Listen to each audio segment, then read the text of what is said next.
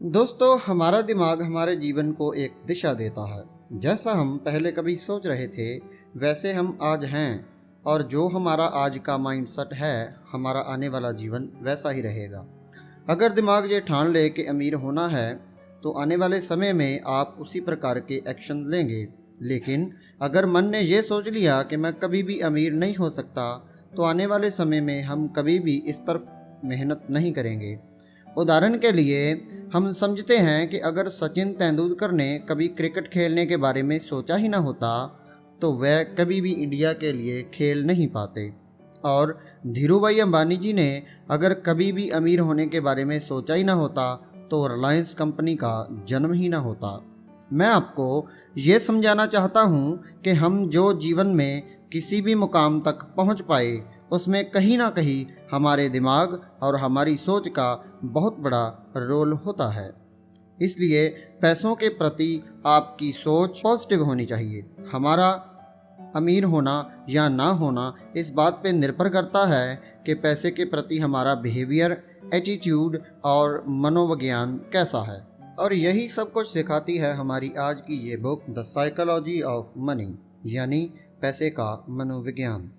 तो हेलो दोस्तों, मैं इंदर, स्वागत है आपका बुक संसार में। हमारी वीडियो थोड़ी सी लंबी हो सकती है लेकिन सच में आप इस वीडियो से बहुत कुछ सीख कर जाएंगे।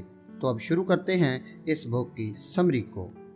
यह बुक मशहूर पत्रकार, इन्वेस्टर, ऑथर मॉर्गन हाउसल द्वारा लिखी गई है। ऑथर लोगों और पैसों के बीच के रिलेशनशिप पर फोकस करते हैं। लेखक बुक की शुरुआत अपने जीवन की एक घटना से करते हैं। लेखक जब कॉलेज में पढ़ते थे तब वो साथ में एक महंगे होटल में पार्ट टाइम जॉब करते थे। एक बार वहाँ एक लड़का आता है जो अक्सर होटल में आया करता था। वो गेस्ट एक टेक्नोलॉजी एग्जीक्यूटिव था और काफ़ी तेज दिमाग वाला था। सिर्फ 20 साल की उम्र में उसने वाईफाई राउटर के लिए की कंपोनेंट डिज़ाइन करके उसे पेटेंट करवाया था। उस यंग मिलियनर ने कई सारी टेक कंपनी को स्टार्ट किया और उसके बाद उन्हें बेच दिया। वो लड़का काफ़ी सफल भी था लेकिन वो पैसों के मामले में काफ़ी अनलकी था। वो लड़का जहाँ भी जाता था वहाँ पर वो अपने साथ नोटों की गड्डी रखता था और जिसके साथ भी बात करता था उसे वो ये पैसे दिखाता था। वो लड़का शराब पीकर बड़ी बड़ी डींगे मारता था। एक दिन उस आदमी ने गाड़ी पार्क करने वाले गार्ड को बुलाया और उसे कुछ नोट्स देकर पास वाली दुकान पर जाने का ऑर्डर दिया। गाड़ी के नोट के बदले वो दुकानदार ने $1000 के सोने के सिक्के दिए। क्या आप जानते हैं कि उस यंग लड़के ने उन सोने के सिक्कों का क्या किया होगा? उसने वो सारे सिक्के गोल्ड कॉइन पास वाले समुद्र में फेंक दिए और उसने अपने दोस्तों को भी अपने साथ बुलाया। सबने मिलकर उन गोल्ड कॉइन को समुद्र में ऐसे फेंक दिया जैसे कोई तालाब में पत्थर फेंकता है। उसके कुछ ही दिनों बाद वो यंग मिलियनर एक होटल में एक लैंप से टकरा गया। उसके बाद जब होटल के मैनेजर ने उसे कहा कि लैंप की कीमत $500 है तो उस यंग लड़के ने तमाशा खड़ा कर दिया। उसने अपनी जेब में से पैसे निकालकर उस होटल के मैनेजर के मुंह पर मारे और कहा, ये रहे $5000। अब दोबारा मुझे अपनी शक्ल मत दिखाना। शायद आप यह सोच रहे होंगे कि ये मात्र एक कहानी है, कोई सच नहीं है, और आप यह भी सोच रहे होंगे कि क्या यह यंग मिलियनर का क्या हुआ होगा। लेकिन दोस्तों, यह कहानी एकदम सच है। इस किताब में आपको ऐसी ही सच्ची कहानियाँ पढ़ने को मिलेंगी। लेकिन इस कहानी के अंत में इस यंग मिलियनर का दिवाला निकल जाता है। उसने जो कुछ भी कमाया हुआ था कुछ ही सालों में वो सब कुछ उड़ा दिया। उसके सारे पैसे खत्म हो गए और उसके यार दोस्त भी उसे छोड़ के चले गए। दोस्तों, देखा आपने, पैसे से आप सब कुछ खरीद सकते हैं लेकिन अच्छा व्यवहार नहीं खरीद सकते। चलिए एक और कहानी को पढ़ते हैं। रोनाल्ड रीड एक दरबान था। वो एक छोटे से गांव में पैदा हुआ था और पला बड़ा था। वो अपने परिवार का पहला ऐसा इंसान था जिसने हाई स्कूल तक की पढ़ाई की हुई थी, और उसने भी मज़ेदार बात यह है कि वो रोज़ स्कूल पहुंचने के लिए लोगों से लिफ्ट लेकर पहुंचता था। रोनाल्ड एक साधारण ज़िंदगी जी रहा था। 25 साल तक उसने गैस स्टेशन पर गाड़ियां रिपेयर करने का काम किया। उसने जेसी पहने में 20 सालों तक फ्लोर की सफाई का काम किया। उसके बाद 38 साल की उम्र में उसने 2 बेडरूम का घर खरीद लिया उसने वो घर $12,000 में खरीद लिया था और अपनी पूरी ज़िंदगी उसी घर में ही गुजारी। रोनाल्ड रीड की शादी भी हुई थी, लेकिन कोई बच्चा नहीं हुआ था। जब वे 50 साल का हुआ तो उसकी वाइफ चल बसी। उसके पड़ोसी का कहना था कि रोनाल्ड की हॉबी लकड़ियां काटना था। जिस दिन रोनाल्ड ने न्यूज़ हेडलाइन बनाई वो दिन था उसकी मौत। यह बात 2014 की थी। वो 92 साल का था और उसके पास $8 मिलियन थे। उसने $2 मिलियन अपने 2 सौतेले बच्चों के लिए छोड़े थे और $6 मिलियन एक हॉस्पिटल और एक बड़ी लाइब्रेरी को डोनेट कर दिए थे। अगर आप विकिपीडिया पर रोनाल्ड रीड सर्च करेंगे आपको पता चलेगा कि एक चौकीदार, एक गैस स्टेशन अटेंडेंट, इन्वेस्टर, समाज सेवक और मिलियनर था। अब आपके मन में यह सवाल जरूर आया होगा कि यह कैसे हुआ। दोस्तों, इसमें कोई ट्रिक नहीं है। रोनाल्ड ने कोई भी लॉटरी नहीं जीती थी और ना ही उसका कोई खानदानी पैसा मिला था। रोनाल्ड सिर्फ अपना पैसा बचाकर ब्लू चिप स्टॉक्स और म्यूचुअल फंड में इन्वेस्ट कर रहा था। बस इतनी सी बात है। वो एक एक पैसे को सेव करके उसे स्टॉक्स और म्यूचुअल फंड में निवेश करता था। यहाँ तक कि उसने कभी इन्वेस्टमेंट को निकाला भी नहीं था।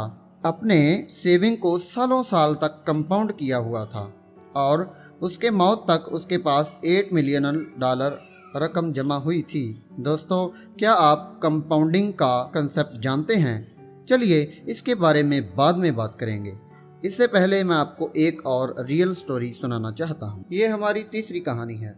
अब नज़र डालते हैं उस आदमी की ओर जो रोनाल्ड रीड से बिल्कुल हटकर था। उसका नाम था रिचर्ड फ्यूज। वो एक एग्जीक्यूटिव था और उसने हार्वर्ड में MBA किया हुआ था। वो 40 की उम्र में रिटायर्ड हो गया था। उसका नाम अंडर 40 सक्सेसफुल पीपल की लिस्ट में आता था। बड़े शहर में 18,000 स्क्वायर फीट का एक उसका बंगला था, जिसमें 2 स्विमिंग पूल, 2 लिफ्ट, 2 गैरेज और 11 बाथरूम थे। इस बंगले का मेंटेनेंस ही $90,000 पर मंथ था। इसके मेंटेनेंस में रिचर्ड ने काफ़ी बड़ा उधार लिया हुआ था, लेकिन फिर उसके किस्मत ने करवट बदलनी शुरू की। यानी 2008 में फाइनेंशियल क्राइसिस आया और रिचर्ड रातों रात फुटपाथ पे आ गया। तो दोस्तों, इन दोनों यंग मिलियनर यानी रोनाल्ड रीड और रिचर्ड की कहानी से आपने क्या सीखा? फाइनेंशियल सक्सेस कोई साइंस नहीं है, बल्कि फाइनेंस ही एक ऐसा फील्ड है जहां रोनाल्ड जैसे लोग भी सफलता हासिल कर सकते हैं। एक हम्बल एजुकेशन और एक्सपीरियंस वाला इंसान सर्जन, आर्किटेक्ट या इंजीनियर नहीं बन सकता, लेकिन फाइनेंस में रोनाल्ड रीड जैसा मामूली इंसान भी काफ़ी बढ़िया अचीवमेंट कर सकता है। फाइनेंशियल सक्सेस एक सॉफ्ट स्किल है जिसे कोई भी सीख सकता है। यह एक यूनिक फील्ड है जहां आपकी नॉलेज में ज़्यादा आप कैसे बिहेव करते हैं यह मायने रखता है। फाइनेंस की फील्ड पैसे का मनोविज्ञान समझने का तरीका है। आप चाहे जहां से भी हों, जैसे भी हों, पैसा आपका दिमाग बड़ा बनाता है। बस आपको ध्यान देने और अलर्ट रहने की ज़रूरत है। हर कोई अमीर बन सकता है, लेकिन हर कोई हम्बल नहीं होता। तो चलिए दोस्तों, अब लेखक द्वारा बताए गए साइकोलॉजी ऑफ मनी के यानी पैसे के मनोविज्ञान के कुछ प्रिंसिपल्स को समझते हैं। Principle number 1, no once crazy. दोस्तों, हम में से हर कोई लाइफ के एक छोटे से पार्ट को ही अनुभव कर पाता है। उस अनुभव के बेसिस पर ही हम ये सोचते हैं कि हमें यह पता है कि ये दुनिया किस तरह से काम करती है। लेकिन असल बात तो यह है कि लाइफ में हम जो भी अनुभव करते हैं वो हमारे सर्कमस्टांसेस और हमारी कंडीशनिंग और दूसरे कई फैक्ट्स पर डिपेंड करता है। उदाहरण के तौर पर, जो इंसान गरीबी में बड़ा हुआ है वो रिस्क और रिवार्ड लेने की उसकी सोच उस इंसान से बिल्कुल अलग होगी जो अमीरी में पला बड़ा है।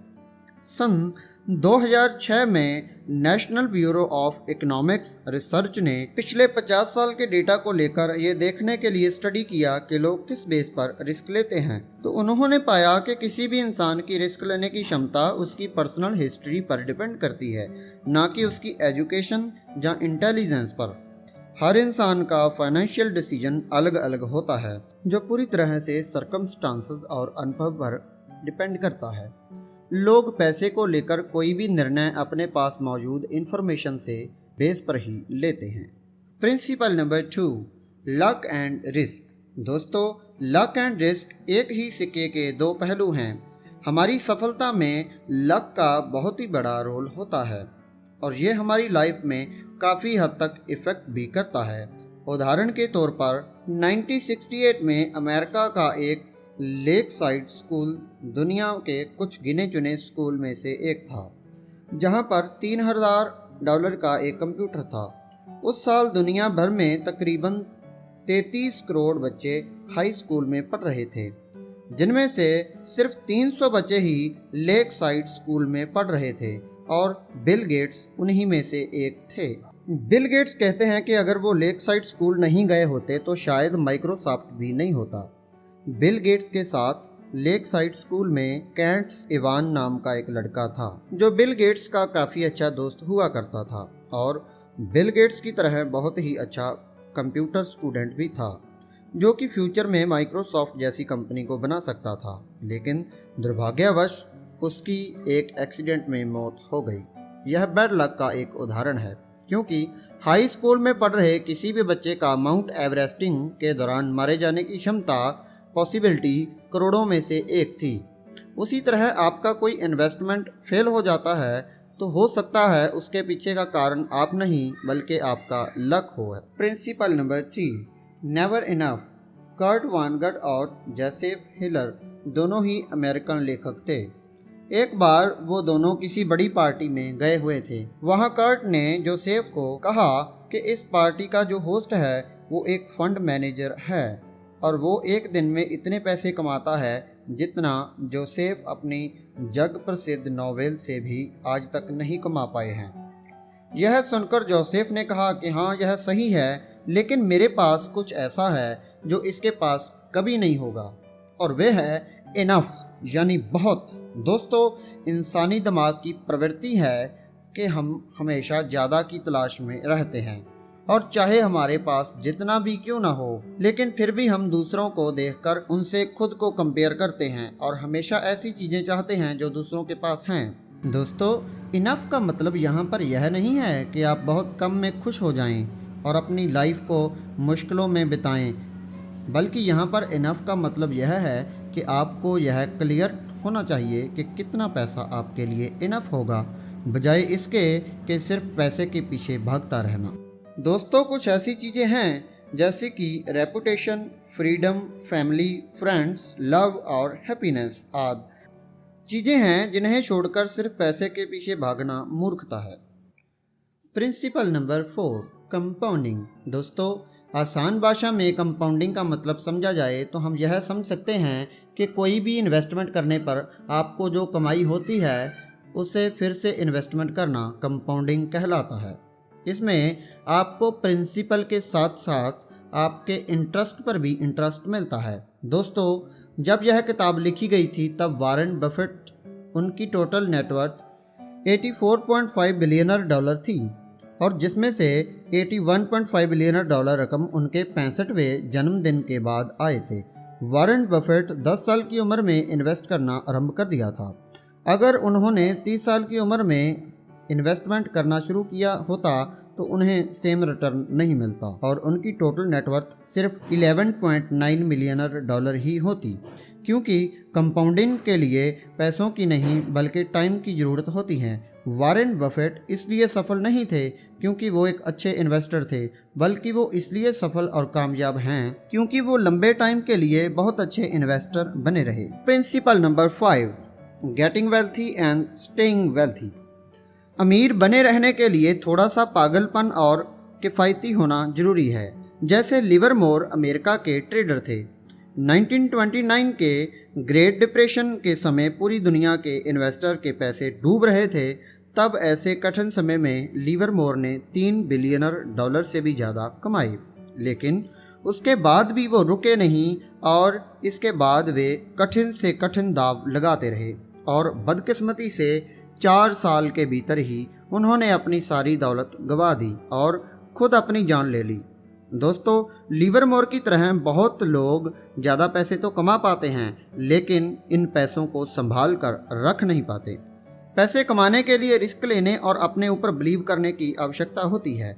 वही अपने पैसे को बचाने के लिए बहुत बड़े जोखिम से बचने और किफ़ायती बनने की और इस बात को एक्सेप्ट करने की आवश्यकता होती है कि आपकी सफलता में लक का भी महत्वपूर्ण भूमिका है। यहाँ पर किफ़ायती होने का मतलब यह नहीं है कि आप कंगालों की तरह रहें, बल्कि इसका मतलब सिर्फ यह है कि आप बिना वजह के पैसे को खर्च ना करें और दिखावे पर विश्वास ना करें। Principle number 6, tell you win. Long term investment का आपके रिटर्न्स पर बहुत प्रभाव पड़ता है, लेकिन यह जानना बिल्कुल भी इम्पॉसिबल है कि कौन सा इन्वेस्टमेंट लंबे समय के लिए सबसे अच्छा रिटर्न देगा। कोई भी इंसान हमेशा सही डिसीजन नहीं ले सकता और एक अच्छा इन्वेस्टर बनने के लिए आपको 10 में से सिर्फ 6 बार सही होने की आवश्यकता होती है। यानी कि दोस्तों, असफलता भी सफलता का एक हिस्सा है। उदाहरण से समझा जाए तो वाल्ट डिज्नी के शुरुआती दिन बहुत मुश्किल में थे। सन 1930 तक उन्होंने 400 से भी ज़्यादा कार्टून बनाए थे, लेकिन उनमें से कोई भी ज़्यादा सफल नहीं रहा था और इसकी वजह से वाल्ट डिज्नी का स्टूडियो बैंकक्रप्ट हो गया। लेकिन यह सब बदल गया जब वाल्ट डिज्नी को snow white and seven dogs को रिलीज़ किया। Snow white and seven dogs के वजह से वाल्ट डिज्नी ने सिर्फ 6 महीने में $8 मिलियन से भी ज़्यादा कमाई की, जो कि कंपनी के अब तक की कुल संपत्ति से ज़्यादा थी। जब आप इस बात को मान लेते हैं कि अमीर बनने के लिए हमें हमेशा सही होना जरूरी नहीं होता, तब आप लाइफ में बहुत बार फेल होने के बाद भी जीत सकते हैं। Principle number 7, freedom. दोस्तों, वेल्थ की सबसे अच्छी फॉर्म वो है जिसमें आप जो करना चाहते हैं वो कर सकें। Angus Campbell university of Michigan में एक साइकोलॉजिस्ट थे। उन्होंने यह जानने के लिए एक रिसर्च किया कि वो कौन सी चीज़ है जो लोगों को असली खुशी देती है। उन्होंने अपनी रिसर्च में पाया कि यूँ तो हर कोई अलग अलग चीज़ें चाहता है, लेकिन एक चीज़ सब में कॉमन थी और वो है अपनी लाइफ के ऊपर अपना खुद का कंट्रोल होना। खुश रहने के लिए आपको आपके लाइफ के ऊपर पूरा कंट्रोल, अच्छी सैलरी, बड़ा घर और बड़ी जॉब से भी इम्पोर्टेंट है। जब आप कोई ऐसा काम करते हैं जो आप नहीं करना चाहते तो जाहिर सी बात है कि आप उस काम से नफरत करते हैं। लेकिन अगर आप अपना मनपसंद काम ऐसे वातावरण में करते हैं जिस पर आपका कंट्रोल हो, तब भी आप उस काम से नफरत करने लगेंगे। क्योंकि अमेरिकन साइकोलॉजिस्ट कॉल पिलर ने हज़ारों बुजुर्गों का इंटरव्यू लिया और उनसे पूछा कि अपनी पूरी ज़िंदगी में कौन से ऐसे महत्वपूर्ण लेसन उन्होंने सीखे हैं। उनमें से लगभग सभी ने हार्ड वर्क करने और ज़्यादा पैसे कमाने पर ज़्यादा जोर नहीं दिया, बल्कि उन्होंने अच्छे दोस्त बनाने और अपने परिवार के साथ क्वालिटी टाइम बिताने की बात कही। Principle number 8, man in a car paradox. जब आप किसी को अच्छे से कार चलाते हुए देखते हैं तो आपके दिमाग में यह बातें नहीं आती कि वाओ, ये गाड़ी का ऑनर कितना कूल है, बल्कि आपके दिमाग में सबसे पहले यह बात आती है कि काश यह गाड़ी मेरे पास होती तो लोग मुझे कितना कूल समझते। यहाँ मुश्किल यह है कि आपको लगता है कि आपके पास अच्छी और महंगी चीज़ें होंगी तो लोग आपकी तारीफ़ करेंगे, बल्कि जब आप दूसरों की जगह खुद को रख कर देखेंगे तो आप खुद ऑनर की तारीफ़ नहीं कर रहे। हम सभी इंसानों की ऐसी सोच होती है कि अगर हम अमीर होंगे तो लोग हमारी तारीफ़ करेंगे, हमें ज़्यादा पसंद करेंगे। लेकिन सच यह है कि दूसरे लोग आपको आपकी अमीरी के बेसिस पर पसंद नहीं करते हैं, बल्कि आपकी अमीरी को बेंचमार्क बनाकर खुद यह सोचते हैं कि वो भी आपके जितने अमीर होते तो लोग भी उनकी तारीफ़ करते और उन्हें ज़्यादा पसंद करते। दोस्तों, विनम्रता, काइंडनेस और एम्पैथी यह ऐसी चीज़ें हैं जो वेल्थ के मुकाबले लोगों की नज़रों में आपको ज़्यादा पसंदीदा और ज़्यादा रिस्पेक्टेड बनाती है। Principle number 9, wealth is what you don't see. ज़्यादातर लोग जो महंगी और फैंसी कार चलाते हैं वो एक्चुअल में अमीर नहीं होते, बल्कि वो ज़्यादातर अपना पैसा अपनी महंगी गाड़ी पर खर्च कर देते हैं। और एक महंगी कार यह बताती है कि ऐसे लोगों को पैसे की समझ बिल्कुल भी नहीं होती। हम इंसान अक्सर बाहरी इन्फॉर्मेशन के बेसिस पर दूसरे लोगों को जज करते हैं, जैसे कि कोई कौन सी गाड़ी चलाता है, कैसे घर में रहता है और किस तरह के कपड़े पहनता है। लेकिन वास्तव में असली वेल्थ अदृश्य होती है, वह दिखाई नहीं देती। ये ऐसे एसेट्स होते हैं जिन्हें बाहरी दिखावटी चीज़ों में नहीं बदला जा सकता। रिच होना सिर्फ आपके करंट इनकम को दर्शाता है, वही वेल्थी होने का मतलब है आपकी करंट सेविंग और इन्वेस्टमेंट कितनी है, ताकि बाद में आप अपने पैसे को बिना किसी परेशानी के खर्च कर सकें। अमीर होने का मतलब यह नहीं है कि आप वेल्थी हैं। अमीर दिखने की इच्छा के पीछे का सबसे कड़ा कारण यह भी है कि ऐसे रिच रोल मॉडल ढूंढना काफ़ी आसान है और ये आसानी से दिख भी जाते हैं। वहीं पर वेल्थी रोल मॉडल ढूंढना काफ़ी मुश्किल है, क्योंकि वेल्थ हमेशा छिपी रहती है। Principle number 10, save money. आपके खर्च करने के बाद बचे पैसों को जमा करना ही वेल्थ कहलाता है। वेल्थ को खड़ा करने के लिए आपको ज़्यादा इनकम की ज़रूरत नहीं होती, बल्कि आपको हाई सेविंग की ज़रूरत होती है। आपकी वेल्थ की वैल्यू आपकी ज़रूरतों और इच्छा पर निर्भर करती है। दोस्तों, आपकी सेविंग आपके इनकम और आपके ईगो के बीच का गैप है। आपकी सेविंग बचाने का सबसे अच्छा तरीका आपकी इनकम को बढ़ाना नहीं है, बल्कि अपनी विनम्रता को बढ़ाना है। अगर आप अपनी इच्छाओं को कम करेंगे तो आप कम खर्च करेंगे। आप अपनी इच्छाओं को तभी कम कर सकते हैं जब आप इस बात पर ज़्यादा ध्यान ना दें कि लोग आपके बारे में क्या सोचते हैं। पैसा बचाने के लिए आपको किसी कारण की ज़रूरत नहीं होती। बिना किसी गोल के सेविंग करना आपको लंबे समय तक फ्लेक्सिबिलिटी देता है और आपके पास हर चीज़ के लिए ज़्यादा ऑप्शंस होते हैं। फ्लेक्सिबिलिटी आपको एक कंपेटिव एडवांटेज देता है, जिसका मतलब है आप किसी अच्छी जॉब का वेट कर सकते हैं या कोई नई स्किल सीखने के लिए टाइम निकाल सकते हैं। Principle 11, reasonable rational. आप एक रोबोट नहीं हैं, एक इंसान हैं, इसलिए आपसे गलतियां होना आम बात है। आप पूरी तरह रेजनल होकर अपने फाइनेंशियल डिसीजन नहीं ले सकते। आपको रेजनल से ज़्यादा रीज़नेबल होने पर ध्यान देना चाहिए और यह ज़्यादा रियलिस्टिक है और लॉन्ग टर्म में आपको अमीर बनाने के चांस को भी बढ़ाता है। तो दोस्तों, यह कुछ सिखाएं हैं जो हमें द साइकोलॉजी ऑफ मनी यानी कि पैसे का मनोविज्ञान बुक से सीखने को मिलती हैं। आपको वीडियो अच्छी लगी तो लाइक ज़रूर करिएगा। ऐसी ही और वीडियो देखने के लिए इस चैनल को सब्सक्राइब कर दीजिए और घंटी का बटन ऑल पे ज़रूर कर दीजिए। थैंक्स।